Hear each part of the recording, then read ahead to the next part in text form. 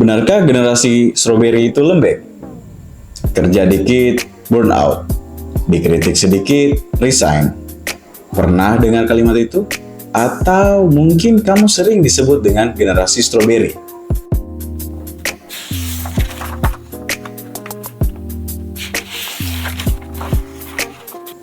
Istilah ini pertama kali muncul di Taiwan, di mana digambarkan sebuah strawberry yang tampaknya cantik, eksotis, mahal, tapi begitu kena tekanan, sedikit saja langsung hancur lembek.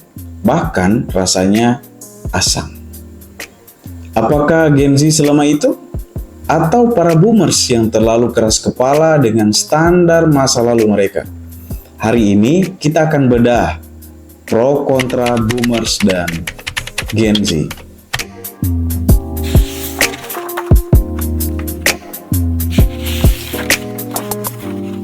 Apakah Gen Z benar-benar lemah?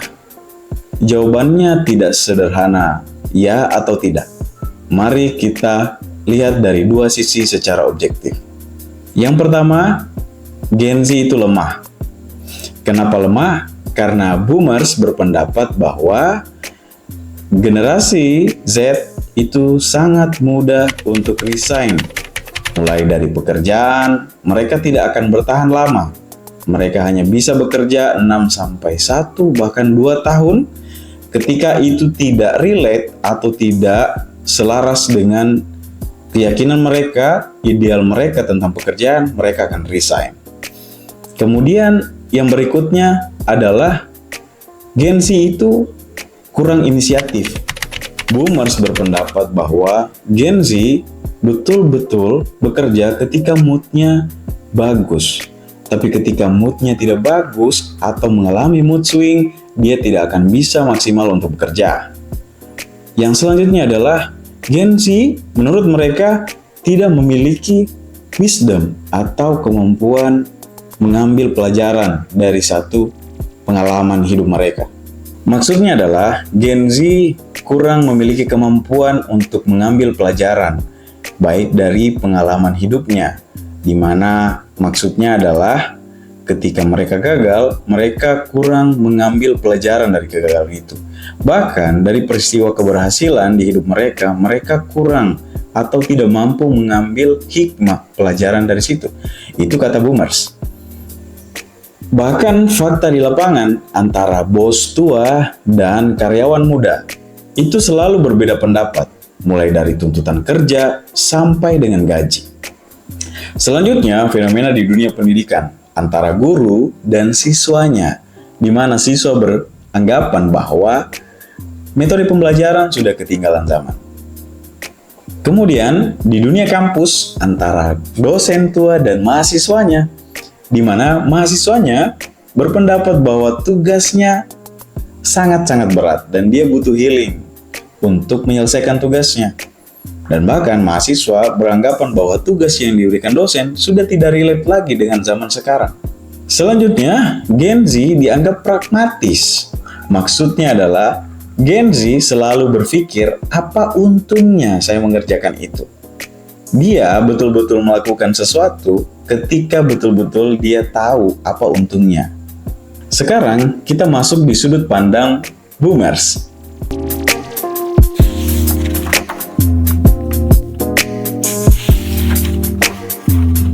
Dulu kami bertahan hidup, katanya.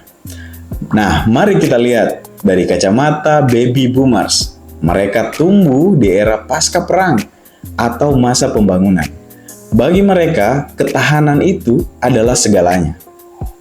Poin utama baby boomers. Yang pertama adalah loyalitas, di mana bekerja di satu perusahaan selama 30 tahun itu adalah sebuah prestasi. Yang berikutnya adalah hierarki. Perintah atasan itu adalah hal yang mutlak, tidak banyak bertanya. Yang berikutnya adalah boomers menganggap fisik di atas mental. Masalah mental sering dianggap kurang ibadah atau kurang bersyukur, karena bagi mereka selama perut kenyang itu sudah cukup. Jadi ketika mereka melihat Gen Z minta mental holiday, Bagi boomers itu terlihat seperti kemalasan. Mereka merasa, ya kami dulu survive tanpa itu semua. Kenapa kalian tidak?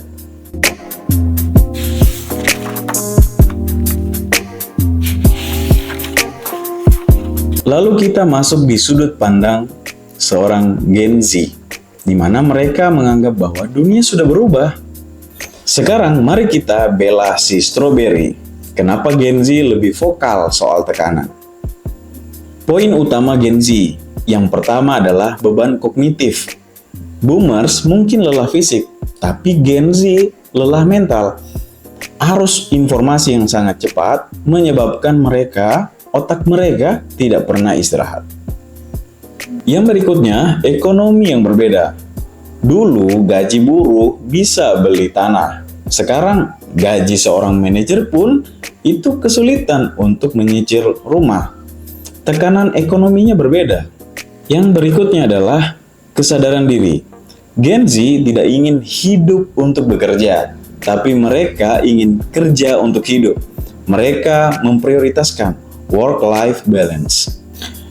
Istilah strawberry mungkin benar soal kelembutan, tapi strawberry juga buah yang cerdas, bisa menyesuaikan dengan suhu. Gen Z lebih memilih efisiensi daripada sekedar terlihat sibuk. Baby boomers menuntut Gen Z bisa bekerja maksimal, tapi Gen Z melihat boomers tidak menguasai teknologi.